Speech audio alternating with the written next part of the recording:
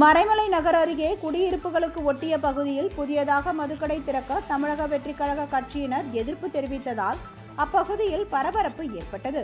செங்கல்பட்டு மாவட்டம் மறைமலை நகர் பகுதியில் புதியதாக மதுக்கடை திறக்கப் போவதாக அறிவிப்பு வெளியாகிய நிலையில் புதிதாக திறக்கவிருக்கும் மதுக்கடைக்கு எதிர்ப்பு தெரிவித்து அப்பகுதி பொதுமக்களை ஒன்று சேர்த்து தமிழக வெற்றிக் கழகத்தினர் கண்டன ஆர்ப்பாட்டத்தில் ஈடுபட்டனர். குடியிருப்புகளுக்கு மத்தியில் மதுபான கடை திறந்தால் அப்பகுதியில் வசிப்போர் பல்வேறு தொல்லைகளை எதிர்கொள்ள நேரிடும் என்றும் பெண்களுக்கு பாதுகாப்பு இருக்காது எனவும் ஆர்ப்பாட்டத்தில் ஈடுபட்டோர் கூறினர். 5000த்திற்கும் மேற்பட்ட குடியிருப்புகளுக்கு செல்லும் வழி என்றும் பள்ளி, கல்லூரி, வணிக வளாகம், சர்ச் மற்றும் கோவில்கள் குடியிருப்புகள் நிறைந்த பகுதி எனவும் அவர்கள் குறிப்பிட்டனர்.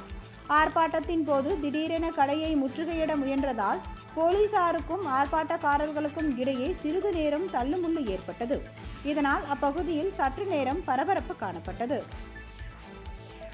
இது திமுக அரசாங்கத்தை நான் முழுக்க எதிர்த்து பேசுறதுனால எங்கள் தலைமைக்கு எங்கள் கட்சிக்கு நடக்கிற பெரிய ஒரு எங்கள் அழுத்தமே, எங்கள் கட்சி கொடுக்குற அழுத்தமே, ஆளுங்கட்சியோட அழுத்தமே இதுதான். நாங்கள் எது பண்ணாலும் அந்த இடத்துல போலீஸை வச்சு ஒடுக்குறாங்க, எங்களை அடக்குறாங்க.